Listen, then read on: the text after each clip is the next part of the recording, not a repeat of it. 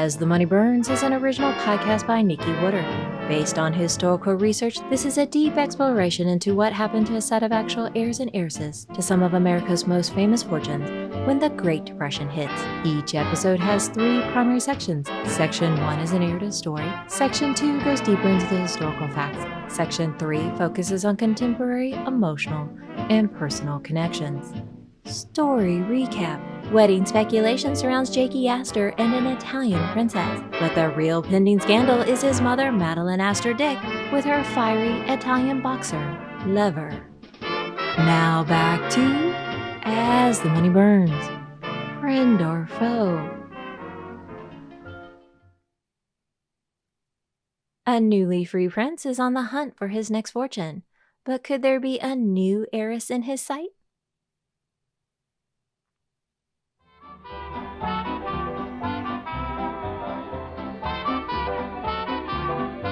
Section 1. Story.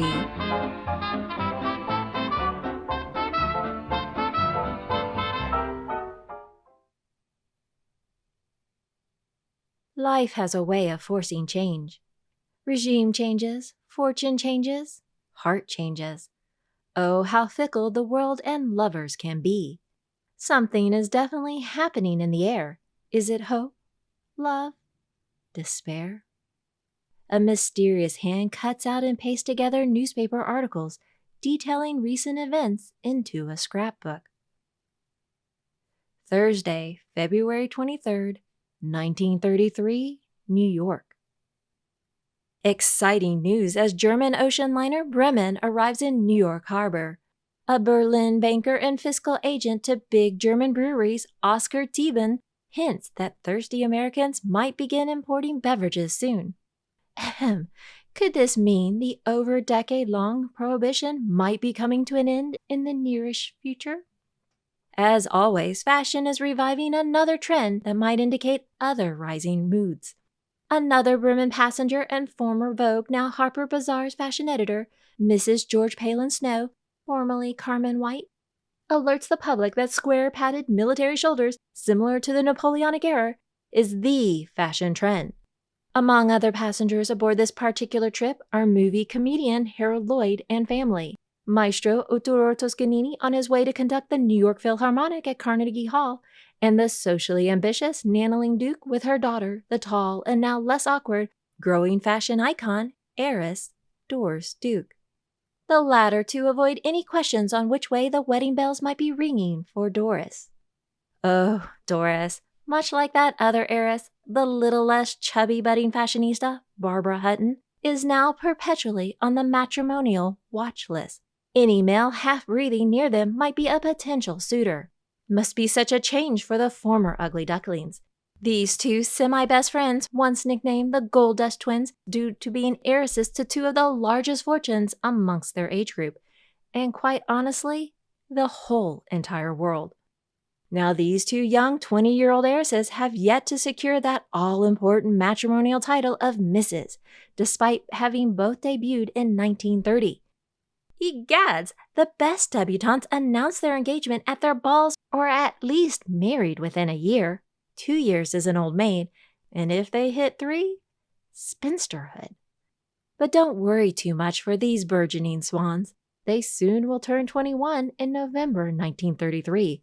When they can choose any husband they desire and inherit their fortunes.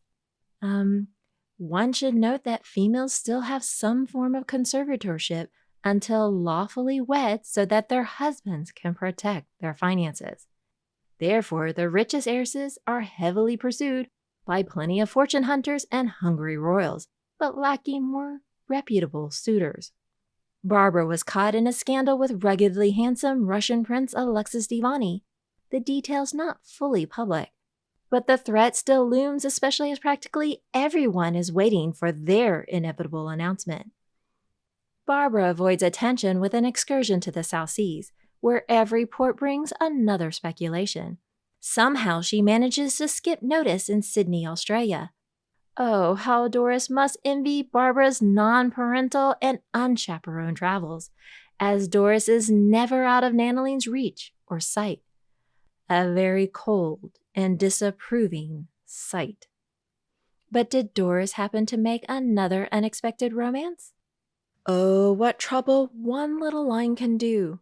Very few words, direct and to the point, uttered by Walter Winchell in his syndicated column. Sunday, March 5th, 1933.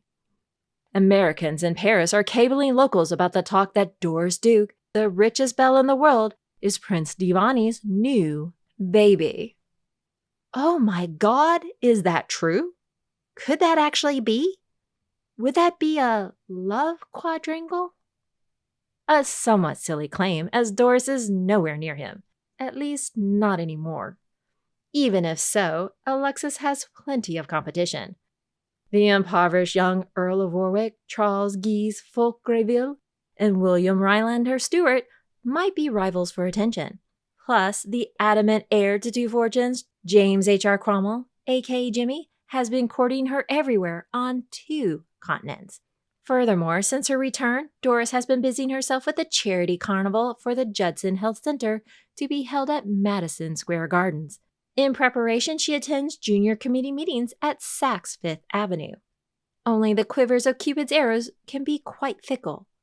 But with such an exacting measure? The source of such a well-planted rumor is most likely none other than Princess Roussadana Mdivani Sert, Alexis's highly scheming and manipulative sister. Now the question is, are they trying to ensnare Doris or stoke jealousy in Barbara? Or might there be someone else in mind? The Mdivanis have kept on the hook in close proximity Alexis's first wife, it-girl heiress Louise Van Alen, who, while heartbroken over their recent divorce and the love triangle, seems more than still willing to soothe Alexis and maybe even reconcile. Oh, if the fickle, uber-rich Barbara would just play into their hands already. Barbara has twice the fortune of Louise, who is the sister of Alexis's best friend, by the way. And though Doris might be slightly richer than Barbara, but is maybe not as malleable, especially as long as Nanaline is around. But even if Barbara doesn't want the prince, would she be able to let him go to Doris? Does this turn a friend into a foe? Or a frenemy? Meanwhile, the prince and his siblings are not the only ones trying to get a better life. Several impoverished and dispossessed royals see a brighter future on the horizon. Friday, March 17th, 1933, Paris, France. Amongst royal exiles, an enthusiasm ripples through many Russian restaurants and hangouts in their home away from home. It has been over a decade since World War I and now nearly 3 years of the Great Depression, and many are growing weary. It's so strange how people long for a return to the past, or what might never be again, or possibly never was. The fall of so many European monarchies led to massive upheaval. And now there are whispers of hope trickling throughout communities that a restoration might be on the forefront. There is considerable questioning of the fate of the newly democratic states, failing thus making viable future restored monarchies, while anti-royalists claim that such romantic schemes are outside the realm of practical politics. Still, former officers of the Imperial Guard, graying barons, and pauper princes have held out hope after 17 years that someone will lead them back to glory.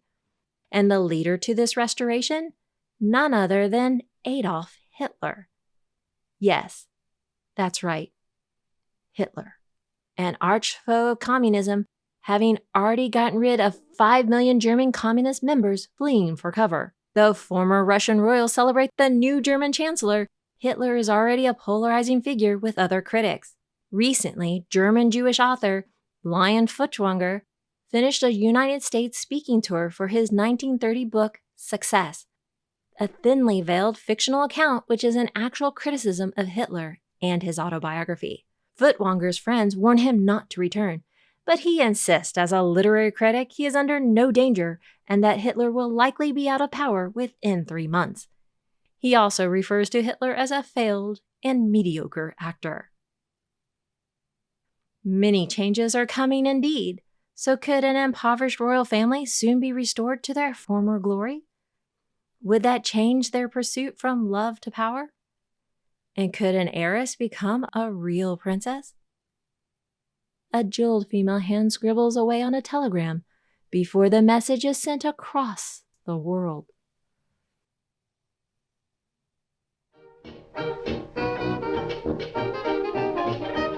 Section 2, History and Historiography.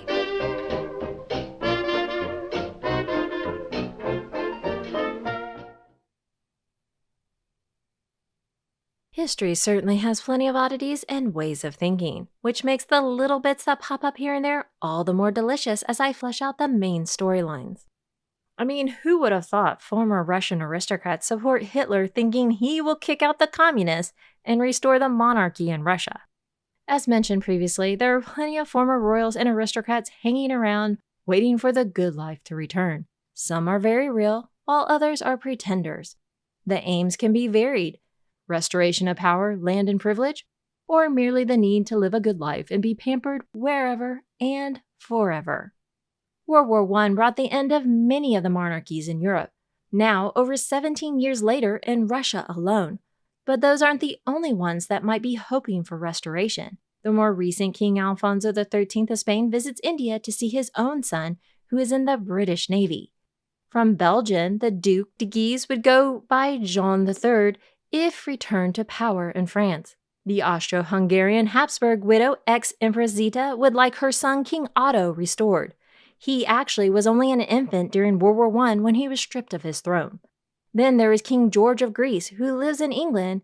He is the grandfather of future Prince Philip, and thus great-grandfather of the now King Charles III.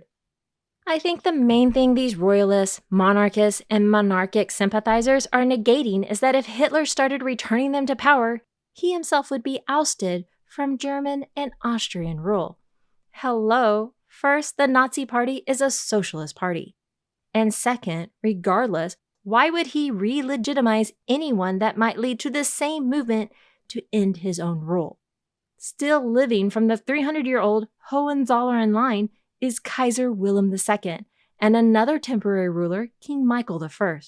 Remember, Hitler is also Austrian, which ties back to the Hapsburg Empire, an even older line associated with the great-grandmother of European monarchs, Empress Maria Theresa, and further back to German Holy Roman Emperor Charles V. Now the Jewish lion Feuchtwanger is an open and early opponent to Hitler. As far back as the 1920s, the author begins protesting the Nazi Party. He writes Success, a fictional book in 1930, thinly mocking Hitler and openly calls him a failed and a mediocre actor. By 1933, the popular book leads to Feuchtwanger on an American tour speaking out against the now, as of January 1933, Chancellor Hitler. During that tour, Feuchtwanger's home will be ransacked by government agents who will steal and destroy many items. As the speaker rides the ocean liner Aquitania back to Germany, there are already concerns that he will be jailed or persecuted by the Nazis. He insists that as bad as it might be, he doesn't think literary criticism will lead to him having any real troubles. He will flee to France in 1933. Also in 1933, while in exile, he publishes the second novel, The Oppermans, in the Waiting Room trilogy series, with Success as the first and the third, Exile, in 1940. The series covers the fall of a German Jewish bourgeoisie family due to the Nazis. In 1939, when France declares war on Germany, Feuchtwanger will be twice imprisoned at the French internment Camp de Milles and then moved as German forces advance. He will be smuggled to Marseille, then America. By 1941, after granted political asylum in the United States, he settles in Los Angeles. Now, ironically, Feuchtwanger is a strong supporter of Stalin, writing another book, Moscow 1937, praising the communist leader, and will later be under investigation during the McCarthy era.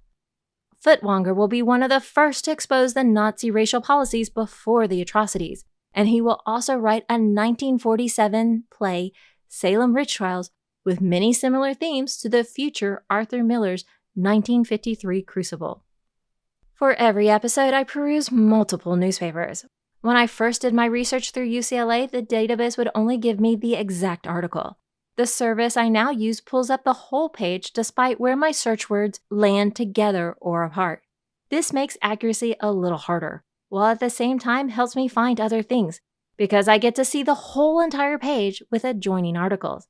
Things might be scattered, the term I'm searching appears in a different context, or quite wondrously appears next to other interesting side notes. Hitler and Mussolini occasionally and more frequently. Sometimes crime stories, murder trials, kidnappings. Other stories like a lost dog following its former owners across the continent and reuniting. The stories about monkey stowaways, human ancestor remains. I will often save them for side notes if just for my own amusement. For this episode, 2 side stories stick out so much that I have to mention them. I found Feuchtwanger and his success book reference inside an article under the reference about Doris Duke and Prince Mdivani. Next to another article online on Feuchtwanger's U.S. tour, I ran into a February 1933 article on nudists seeking new recruits in the Akron, Ohio community. The club's president chides fair-weather friends and emphasizes the call for winter, not only summer participants. Then he switches to an appeal to softies who want the world served to them in style. For the upcoming summer camp, there's also a need for more boys on the baseball team, a dancing instructor, a physical director for women, and a kindergartner. Honestly, something is off on that context, maybe a typo, because I don't know if it meant teacher or supervisor for, or an actual child. For the upcoming meeting, the date and time and location address is printed in the news article. I also like to title episodes after words or phrases that appear when reading and preparing a story. For this particular episode, I had to resist the one I most wanted to use, face spanked, meaning a face slap. It actually appears a few lines below and inside the article on Doris Duke and Prince Alexis Mdivani rumor, where also further down mentions Feuchtwanger. Actually, I didn't really spot that one immediately, I was moving so fast. But I was so excited finding that potential romance rumor back in January this year, I sent it to a few friends who also listen, and especially anyone I discuss future plots. Immediately, 2 picked up that phrase, but the story was cut off. So I had to go back and get the full story. I laughed so hard. Once again, only a sentence or 2 explains the situation, but boy, is this a loaded one. Jeanne Eagles Jr., as she calls herself, was face spanked in West 58th Street, Wyoming Ketchup Parlor the other night by her father's new wife, who never met her before and thought she was a man burglar. Jr., who will soon become a mother, was also kicked low by the TNT tempered woman. Jeanne Eagles Jr. is a woman claiming to be the daughter of film star Jeanne Eagles, who died from an overdose after recent eye surgery shortly before the 1929 Wall Street crash, and is the first posthumously nominated performer for an Oscar in the 2nd Academy Awards in 1930. The Jr. claim has not been confirmed, as Eagles died with no known surviving children.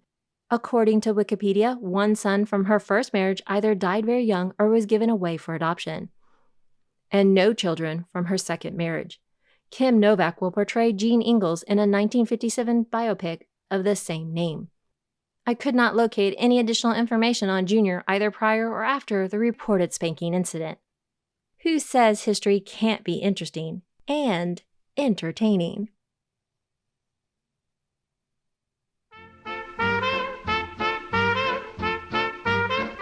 Section 3, Contemporary and Personal Relevance.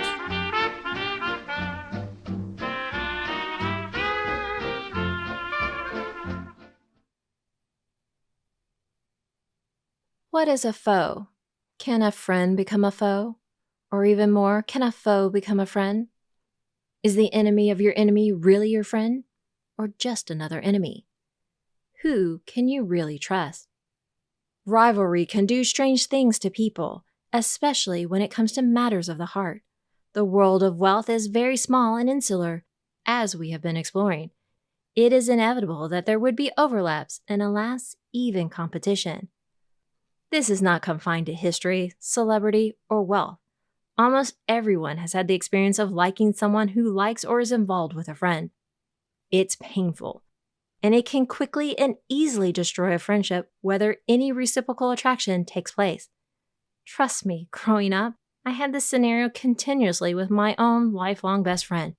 Nearly every guy I ever liked would find her attractive upon meeting her, and almost every male would ask me if she would find them attractive.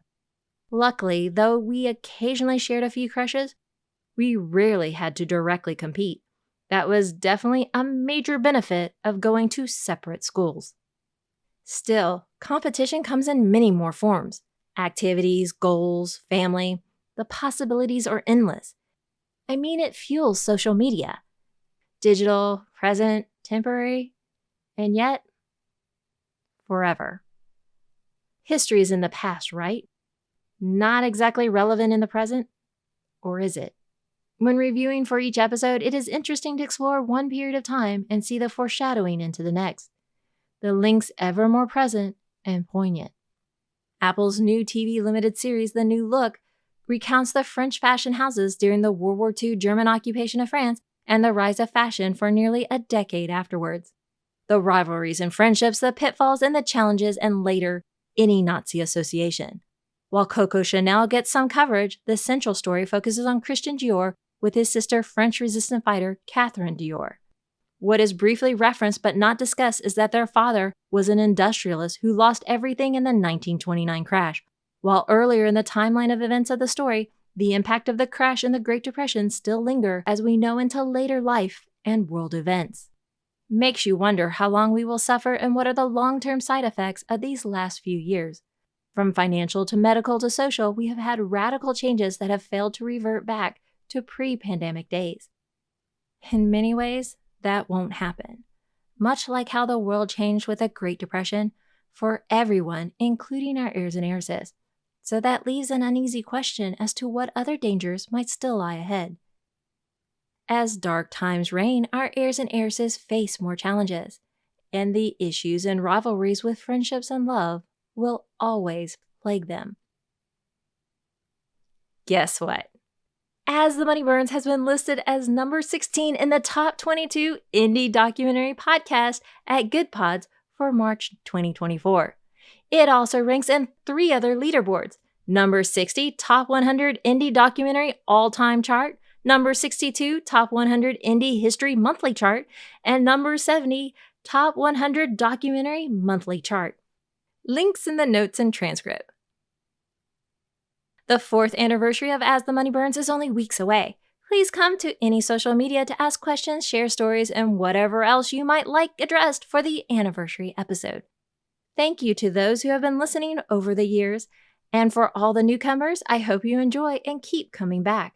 We're finally getting to the good stuff. It's been a long and winding road, but one that gives a better explanation for what these heirs and heiresses were dealing with back then, the pitfalls, those around them, and with history providing hindsight into what were obvious wrong turns later. If you enjoy As the Money Burns, then please share, like, and subscribe.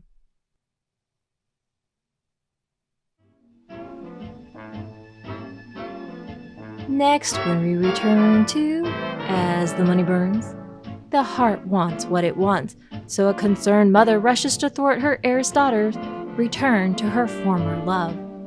Until then, As the Money Burns is an original podcast written, produced, and voiced by Nikki Woodard based on historical research. Archival music has been provided by Past Perfect Vintage Music. Check out their website at www.pastperfect.com. Please come visit us at As the Money Burns via GoodPods X, formerly Twitter, Facebook, now Meta, or Instagram. Transcripts, timeline, episode guide, and character bios are available at asthemoneyburns.com.